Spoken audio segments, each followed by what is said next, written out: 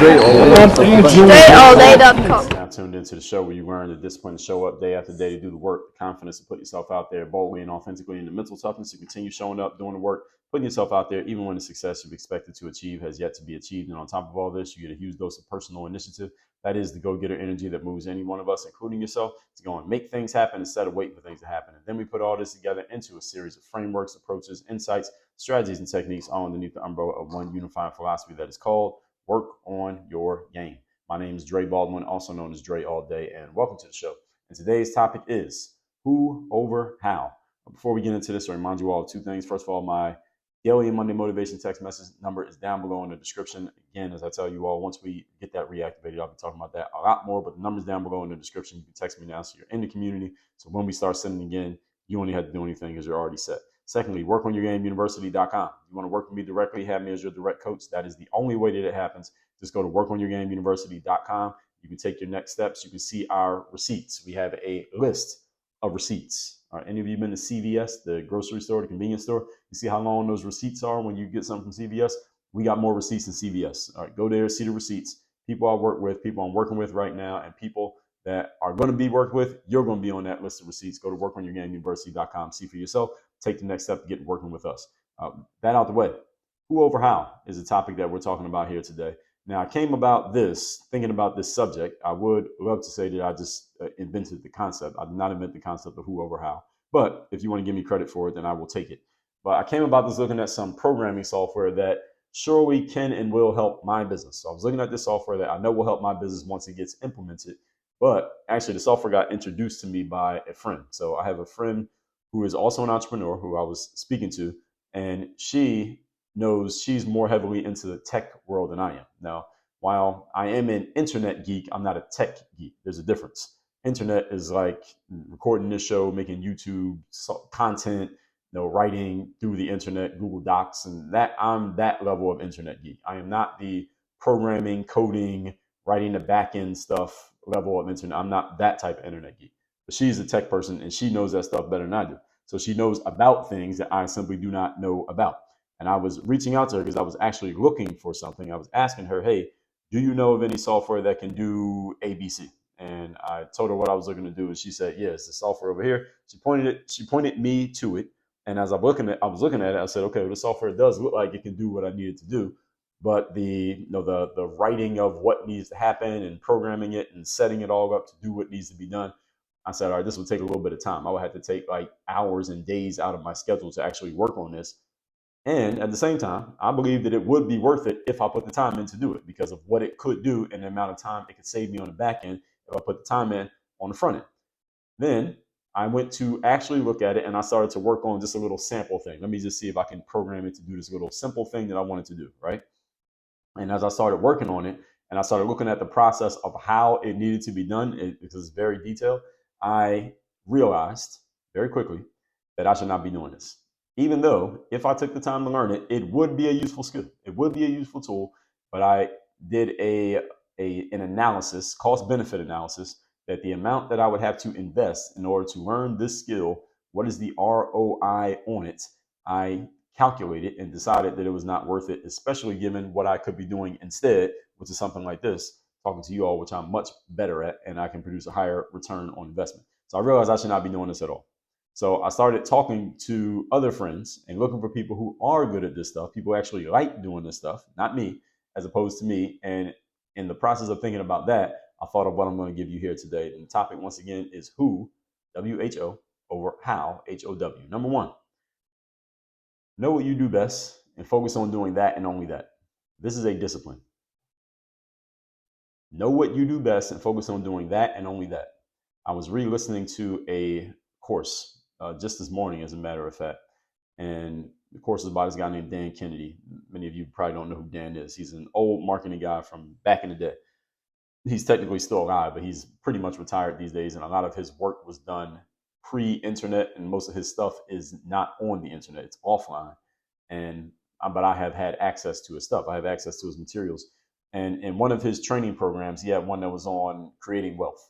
And in the wealth creating program, it was actually a seminar that he'd done, and he just recorded it and put it out as a course. There was an audience member who said, all right, if I had to start my business all over again, how can I just get rich faster? It was some question like that. And a member of the audience, he's like a student of Dan's, and this recording is from like 2008, something like that. The guy starts saying, well, the first thing I would do is make sure that I have the mindset of offloading and delegating, delegate everything. Because you can't get to the super rich level doing everything by yourself. You're going to cap out at a certain level if you're doing everything on your own. And I want to go higher than that. So I have to delegate things. I have to focus only on what I do best, and other things that need to be done can still get done, just not done by me. All right, simple as that. That's the mindset of a delegator. And it's not that you can't do other things. It's just that you can pass them off to somebody other than you. All right, that's the simple concept. So for me, I should be speaking, I should be writing. That's what I should be doing. Those are the things that I do best. If I'm speaking or writing, then I'm doing what I do best. And those are the areas where I can produce the highest return on investment. And then anything that is around the marketing of my ability to speak and write, I should be doing that too, because the marketing is how you actually sell the thing. So this encompasses talking to individuals. When I say speaking and writing, talking to an individual person, like a coaching call, sales call, something like that, talking to groups like a speaking gig or recording this show, doing a live stream. And regarding writing, that can mean writing articles, books, social media content, copywriting, landing pages. All right, those are all, or just copywriting, as you call that copywriting. Copy is just words you use to persuade and influence, such as what you see on a sales page or an advertisement. Those are the things that I should be doing. And then getting myself paid for them. That's the marketing part. Those are the things I should be doing. Writing, speaking, and the marketing of writing and speaking. 3 skills. That's it. And then I use the money that I make doing those things, assuming that I make some money, using that money to pay people, software, etc., to do all the other stuff that needs to be done in my business. For example, when I record episodes of this show, I don't do the editing of the show. I don't make sure it gets into the RSS feed. I don't make the blog posts. I don't come up with the artwork for the thumbnail. I don't do any of that stuff, but it needs to happen. So I use the money to pay other people to do that stuff. All right. And that's exactly what the mindset that I want you to understand. I want you to have in your own business and in your own careers. You don't have to own a business to do this, by the way. You can do this in your own career because you have zones of genius as well. What are they? You should know what they are. You should be focused on doing those things and not anything else. And again, using your money to pay people to get all the other things done. Or if you don't have money to pay with, figure out a way that you can barter your skills to have other people do things for me. Do other things for you, rather. So for example, I have at times, I remember I had a friend of mine who's in business, and she needed some copyright landing page work done that I know how to do very well. It's something that I do on a paid professional level. And I needed some tech backend stuff done that she does pretty well. And I said, all right, well, look, how about I do the landing page stuff you need done for you, and you do the backend tech stuff that I need done for me. I'll do your thing, you do my thing, and we'll just trade, and nobody has to pay anybody anything. And we agreed to do that. That's a form of a barter. So no money needs to be exchanged. So you don't even have to have money. You just need to figure out who needs what you're offering and see if you can offer them that in exchange for them giving you something that you need. Maybe they'll pay you. All right, there's your business right there. So you have to look for these. Again, do the same mathematical equations for yourself. You got to understand what you do best and then strategize, how do I maximize the amount of time I spend doing those things and the returns on those things. So for most people, similar to myself, you're looking at usually 1 or 2 things that you're great at, your zones of genius. If you're extremely talented, like the Leonardo da Vinci level, you might have 3. So you could even look at the best famous people that you know out there. LeBron James' zone of genius is playing basketball. Is he a genius at anything else? I don't think so. I think just playing basketball. He got that 1. Michael Jordan had that 1, playing basketball. All right? So you don't, having 2 or 3 does not make you better or give you more potential than another person. Actually, having 1 makes the game easier because you're not dividing your focus amongst even 2 things, or let alone 3. You only got to do 1 thing. Just do it as well as you possibly can and get in the right places and look at the ROI that you can get from it. So don't think that having more necessarily means more opportunity. Oftentimes it can mean less because you have to divide your material up. Good thing about mine is my zones of genius are symbiotic. So the stuff that I write about, I can then speak about. The stuff that I speak about, I can then write about. And with the technology we have today, I can speak about something. I don't even have to write it. I can throw it into some software and it creates the writing for me because I already said it. So no one has the time or capacity to be an expert at 5 or 10 or 7 things. So none of you is an expert at 10 things or 5 or 7. At the most, you might be an expert at 3 if you are, again, like Leonardo da Vinci level talented. Most of us are not that. You probably have 1 or 2. And if I had to boil mine down, if I had to put mine in one category, I would just say communication. Because communication encompasses speaking and writing. So if I had to make it even more simple, I would just say communicating. So whether I'm saying it through my mouth or I'm saying it through the pen, It's just my ability to communicate, break things down, and how I break things down is my zone of genius. As long as I'm communicating, I'm doing good. I'm doing anything other than communicating. I'm doing maintenance stuff, checking email, et cetera, et cetera. That shit is taken away from what I should be doing. So again, people call these your zones of genius or your power skills. I've called them your money skills. I also call them your $1 million skills. And it doesn't mean you have to make $1 million. It just means what skill, if you did make $1 million, which one would do it? And for most of you, again, there's maybe one or two things that you could make $1 million doing, not all 35 things that you're normally doing. All 35 of them ain't got $1 million potential, at least not for you. But one or two of them does. What are those one or two? You got to know what they are so you know where to invest your time and also where not to invest. Point number 2. Today's topic, once again, is who over how. Number 2, there is someone out there who can do everything else that needs to be done that are not your areas of expertise. In other words, the things that need to happen in your life don't have to be done by you. And again, this is a mindset that you must accept if you want to multiply your results. You want to multiply your results, you must accept that someone or something other than you can do stuff that you're currently doing. You have to be willing to delegate and pass these things off. You must. That's the only way you can multiply your results. Now, if you just want to keep getting the same thing that you're getting, then you don't have to do this. You don't have to accept this mindset. But if you want to multiply, you must accept, I don't need to do everything. There are other people who can do stuff that I am currently doing. And just be okay with it. And at the same time, understanding that if you pass something off to someone else, they may only be 80% as good as you are, and you got to be okay with it.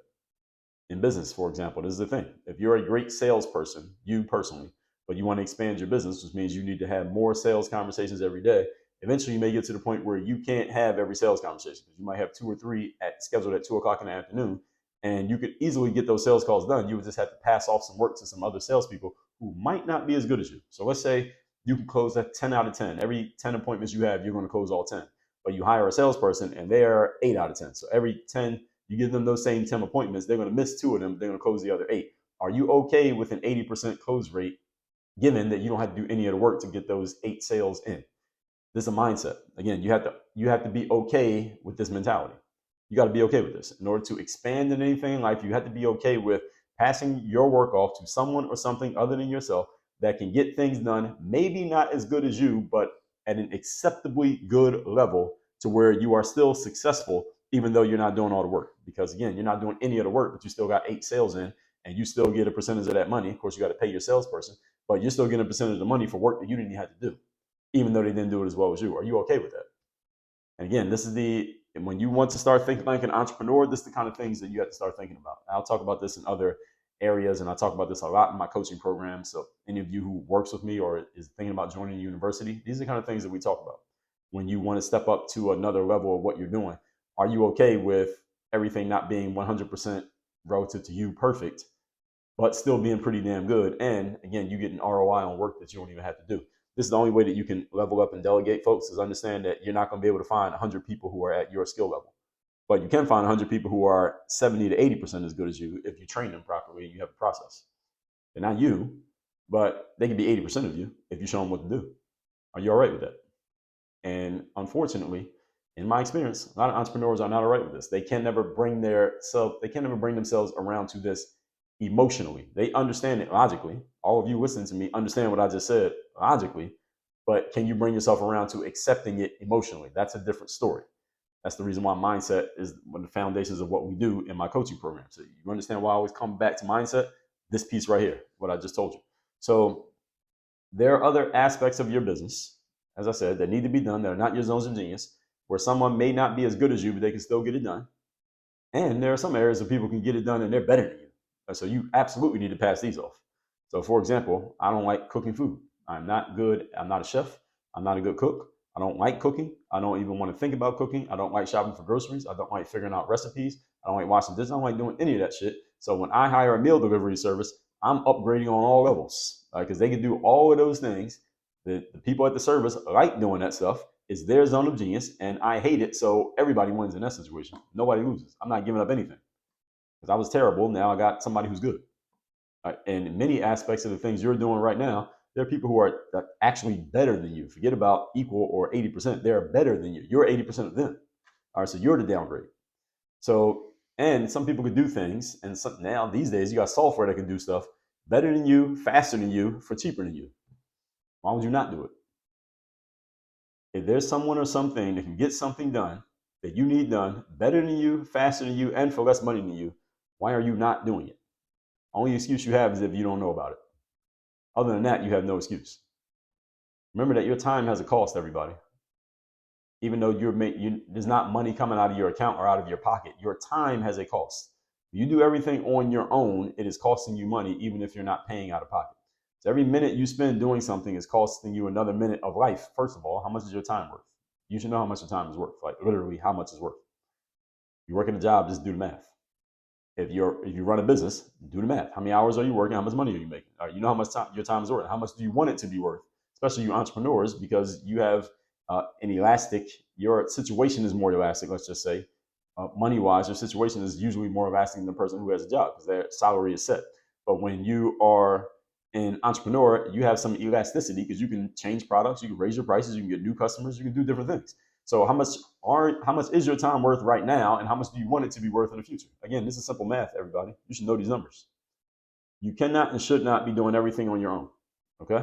You must install this mentality that I'm giving you here in this class. You cannot do everything on your own. You don't have the time, you don't have the talent.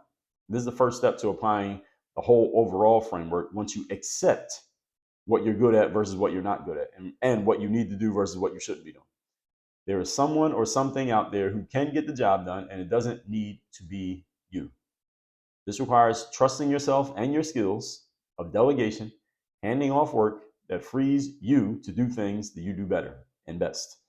Many people never free their times, not because they don't understand the concept, but because they never build up the trust to let anybody else do certain things on their behalf. And this is the hard part when someone's trying to level up in anything, is trusting someone outside of yourself to do certain things. Point number 3. Today's topic, once again, is who over how. Number 3.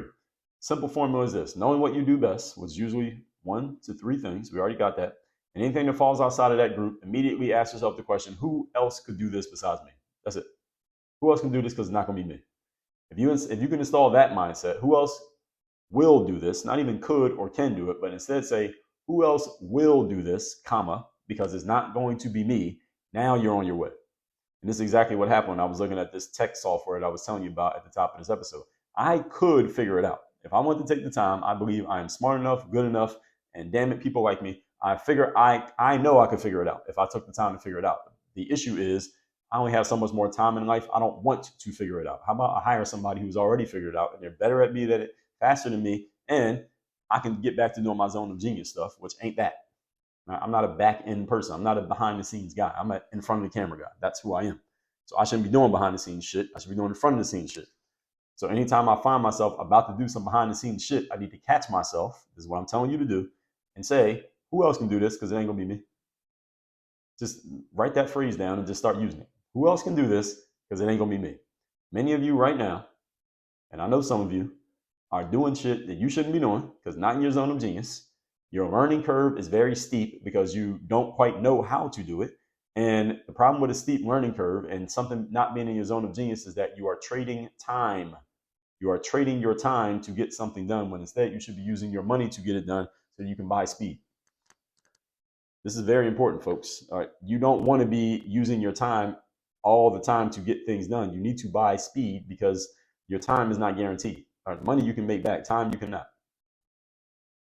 So one thing that it does to ask this question, who will do this, because it won't be me, is it frees up mental space so you don't have to continue thinking about how you will get this new thing done, right? How you're going to fit into your schedule because you don't have any space already, or how you're going to figure out how to do it because you don't know how to do it, or how you're going to carve out the time to focus on learning how to do it because you don't know how to do it. All right? So all of those things are costs.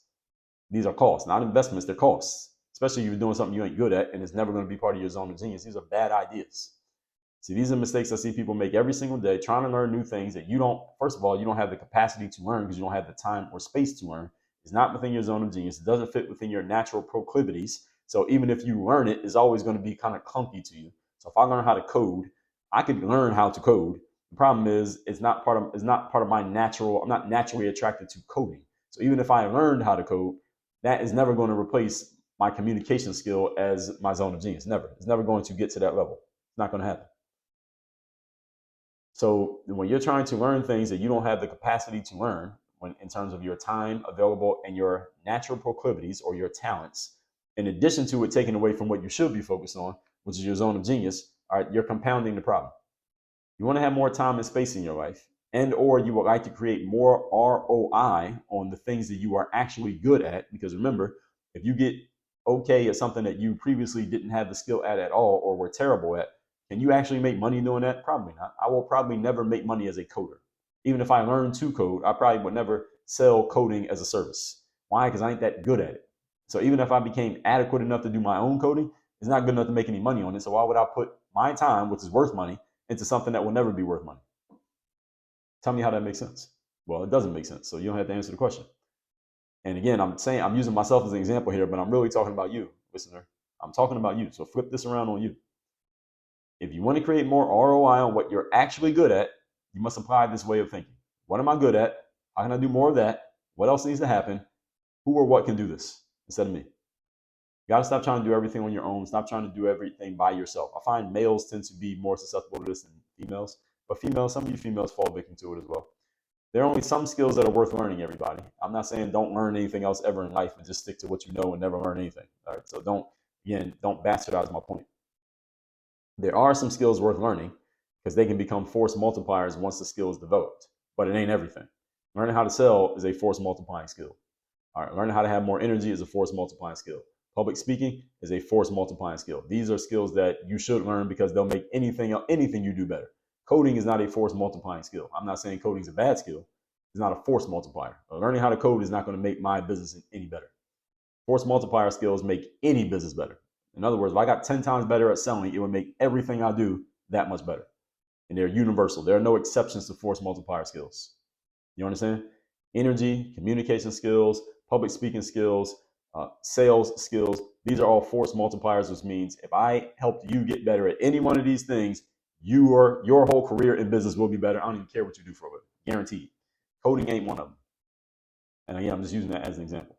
So at the same time, how you learn things and the resources invested in learning must be calculated as part of your process. There's a slow way to learn and there's a fast way to learn. So which way are you taking right now? Are you taking the slow bus or the fast bus? If you're not sure, you're taking the slow bus. All right. If you don't know if you're taking the slow bus or the fast bus, you're taking the slow bus. And when you take the fast bus, things happen faster. You get results faster. You get ROI. Usually, for most of you, that means making money faster, and you can move on to the next thing faster, which is the whole point, right? And remember, folks, time is short. I had just this past weekend from when I'm recording this, my closest friend growing up, we grew up literally next door to each other. And we are the same age. So my birthday is in February. His birthday is in December of the same year. So I'm that many months older than him. We're the same age. His wife passed away. And again, these are early 40s. His wife's the same age as him. They had 3 kids. His wife passed away. Now, I don't think she was planning on that happening. And this is the kind of stuff that we don't think about consciously until or unless it hits close. So any of you thinking that you have time and you'll just trade your time to get things done, on the contrary, you don't have time. Now, how many times have you heard me talk about that? Let's recap. Who over how is today's episode. Again, I came about this looking at some stuff that I could have learned, and I decided I'm not learning this. It will take too much time. It takes me away from what I should be doing. Point number 1, know what you do best and focus on doing only that. What is that for you? You need to know. You need to know what you do best so that you have a priorities list and you know where to focus and where not to focus. This is your zone of genius, as they said. Number 2, there is someone out there who can do everything else that needs to be done for you that are not your areas of expertise. You do not need to do everything by yourself. Stop thinking that you do. Stop trying to, because you will fail. Number 3, simple formula. Know what you do best. Again, 1 or 2 things usually. And anything that's not that, immediately ask yourself, who or what else is going to do this, because it ain't going to be me. All right, that's all you have to say. Who or what else is going to do this, because it ain't going to be me. Just burn that into your brain. It'll save you a whole lot of time, effort, energy, and you'll get more done. So why not do it? All that said, workonyourgameuniversity.com. You want to learn how to start putting this stuff to work, how to delegate, how to find the right people, how to find the right software, how to tell it and make it do or them do what you want them to do so you can focus on what you do best, and how to get the return on investment from what you do best so that you have the resources to invest in other things. Go to workonyourgameuniversity.com. Work with me directly as your coach. The link is down below in the description to this episode. Work on your game. Dre, all.